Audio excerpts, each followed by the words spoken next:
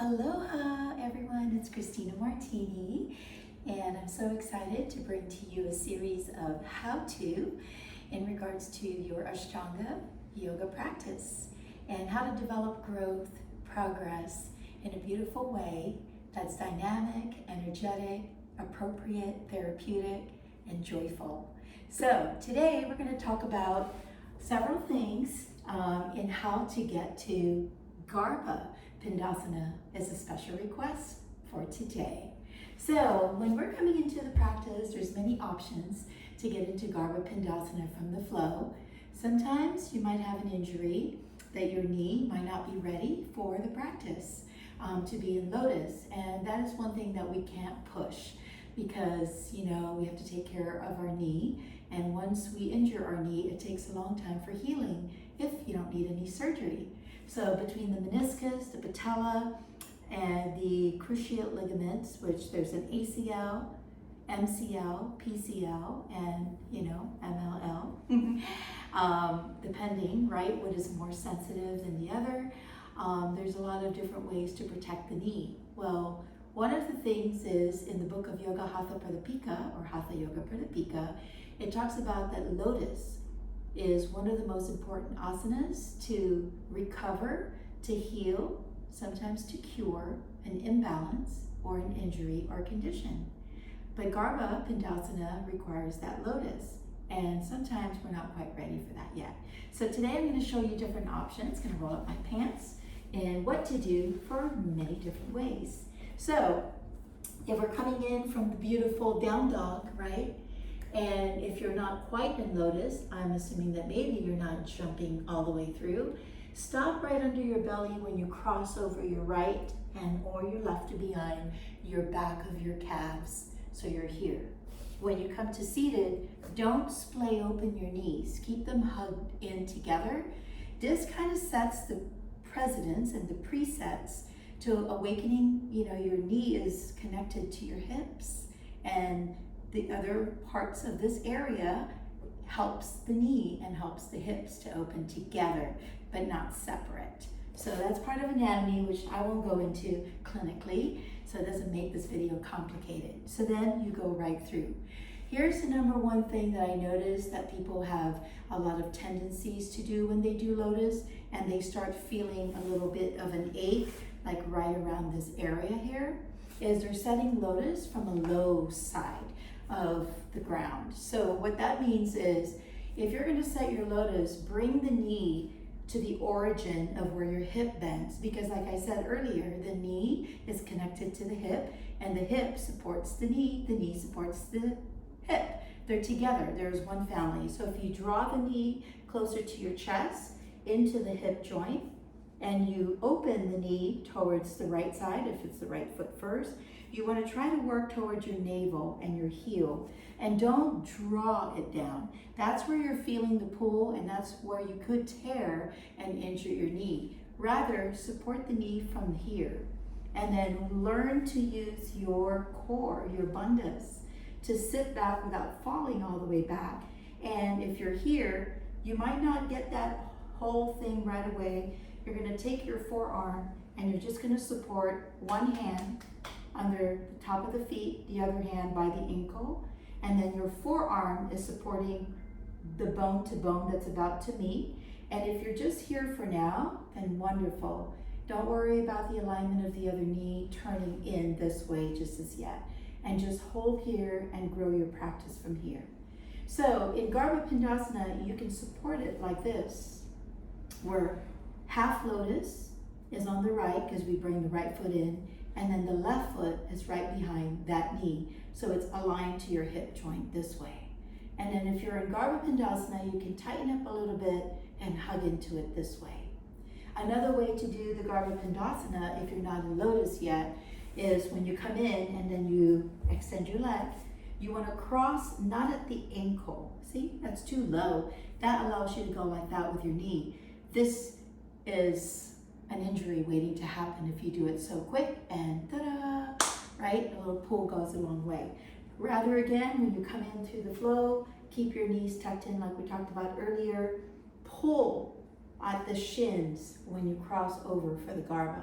And so then therefore, if you decide to roll in the Garbha, you're very snug into that roll where your knee is not moving and it's not splaying open and it's not detaching from the proximal distance of your chest. And so then therefore, you're all here connected to Garbha, as the asana is for rolling, right? Into that in a pin pressing form. So Pindasana, Garbha Pindasana means to snug in. Garbha is you're rolling into that circle. So think about that. That makes sense, doesn't it? Okay, so again, option one. So you came in through your flow, your jump through, and you want to try to attempt growing your lotus. Bend your left knee, remember? Pull to the hip, open this way, and you can set it here into the inner socket, right? Inner thighs. Hands here and hands under like this. Your forearm is helping bridge your sitting pose, and maybe you're just here today. And don't over push it. If you're not able to come into that space, then it stays outside and you lock yourself into the chest. And when you roll, it's the same that you saw me do with the crossed shins. Look at how beautiful the roll is. And I'll show you what happens when we lift up for Chikitsa. So when you're here, you maintain the integrity of the pose, and this lifts for the lift, for the Chikitsa. Same thing as if it's over here. You want the one leg way in front to lift for the Chikitsa. Lastly, okay, you're getting close to the lotus. So here's my suggestion as a clinical nurse. Do not again pull the knee low and go like this. I see this a lot. And then they build the lotus from the low end. I know I'm not gonna hurt myself, and they yank it in this way. It's great if you haven't injured yourself, but you know, I wouldn't chance it. So again, draw the knee to the chest, open, bend the other leg, always go from the under, and create the space to bring the lotus in. And the reason for that is if you were not going to touch your hand and you were going to build the lotus, eventually you're not going to touch your hand.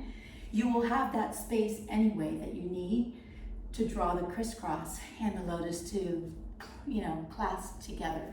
So watch what I mean by that. So you came into the flow, you got to sit back and you have to lift that feet that high anyway to get to the lotus. And if you keep practicing from the low end and yanking it from this end and then pulling it from this end, look at how it's splayed so much more than if you tuck a little bit more closer.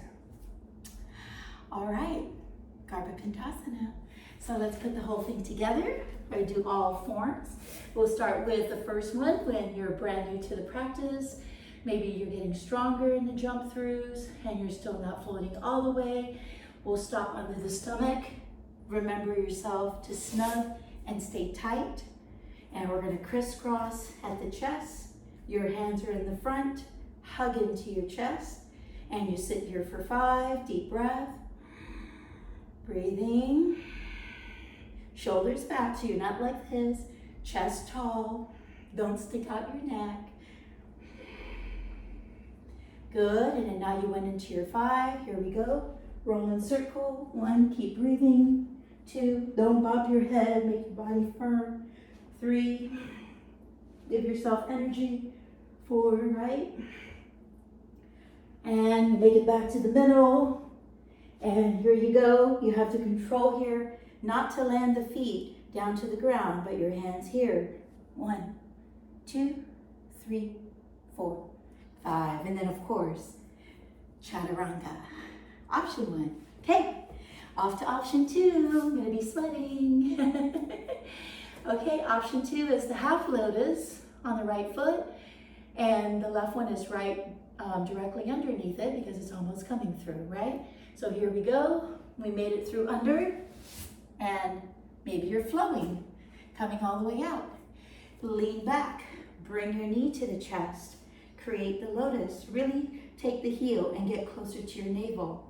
And if your feet can't come in here yet, and it's tight, stay behind or stay in front of the right knee, hug into it. Left hand, really snug, and right hand, really snug. Can even interlace. Hold it, and ready for the roll. 1, 2, 3, 4. Don't sit up too high. 5, 6, 7, 8, and don't lose the bandhas. Don't lose the feet. And lift. 1, 2, 3, 4, 5. Sit down. Chaturanga. Alrighty. Now, the last but not least, you're flowing in, you're flowing out, you're binding your lotus, you have no injury, you have not much restrictions or limitations, you feel safe, you feel joyful and ready to go with that. Look forward, coming through from the jump. And here we go. Beautiful. We're going to bind the lotus first, okay? In and out. So remember, there's still another option where we slide our hands. We're not quite doing that yet. So we're just talking about these 3 first. We'll get there. So here's modifications is what we're doing. So snug into your chest. Don't let your feet touch your underarm here. Make sure your feet is snug towards your navel. Relax your neck, don't stick it out. Now when you're ready, you can bow your head like this, and now begin.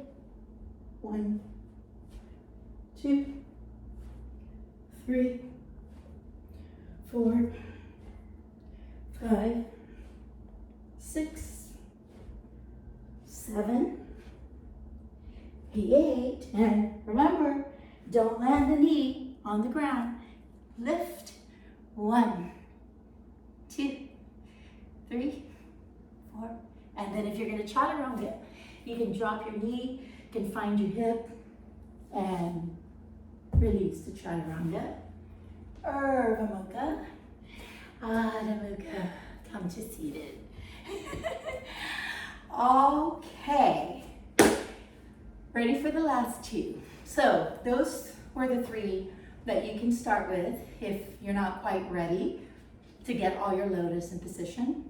And your lotus is still new and it still has some sensitivity, but it's not a pain that's going to drive you to an injury, but it's tolerable. Resilience, right? Acceptance. So now let me go ahead and lengthen my pants. Some of us practice with shorts and no sleeves. Some of us practice with pants and with sleeves. If you can do one, you can do the other.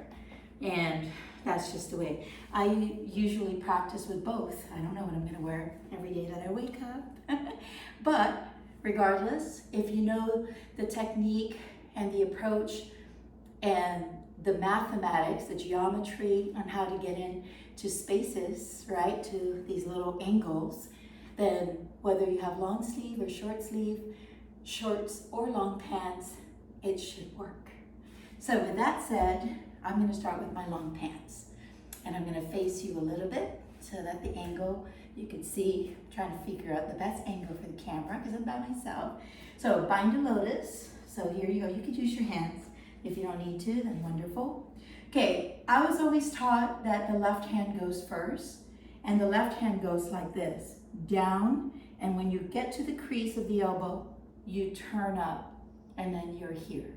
So the right side, down, turn up, and you're here, okay? So the knee is up when you set up. I'm going down to the crease, and then I turn up. While I'm waiting for the right side, there's a space that you can go angular this way, and then you have to shimmy the arm to go this way. And there's your hand. And there's your face. When you're rolling, you tuck your head in this way. When you're sitting up, You have smiling through it, right? So I'm gonna go ahead and set myself center. 1, go in a circle. 2, 3, 4, 5, 6, 7, and 8. And then now, coming up is the tricky part. If you want to keep your hands underneath, you're going to have to slide the elbow bend up a little bit, or you're going to hurt yourself. I've just seen it so many years. And I was taught always to kind of angle the hands and spread them wide, like a bear claw, like that. And so then you have to figure out a way. It's not going to work all the time for a lot of people, but practicing this right here. And you're lifting, thinking the heaviest part of your body is your ass, your butt. Your gluteus maximus muscle along with your hips. So you need to figure out a way where you need to levitate that backside and not dive forward and face plank. So here we go. When you lift, you have to hold. And here it goes again, so you can see it. Lift and hold forward. Last one, here we go. 1, 2, 3, 4, 5. Option is you could sit back and take your hands out, or options after the lift is you go to the top of your knee and you release here and you release there. You again find your navel like Mayurasana and you shoot back out and create the up dog and the down dog. I love it. Garbha Pindasana, one of my fun poses in Yoga Chikitsa Ashtanga Yoga primary series. So if you have any questions, send me a message. If you have any special requests, send me a message. I hope that this video serves you with joy. Breathe well. Don't forget to breathe. Aloha. Enjoy your practice. Homework, homework, homework again.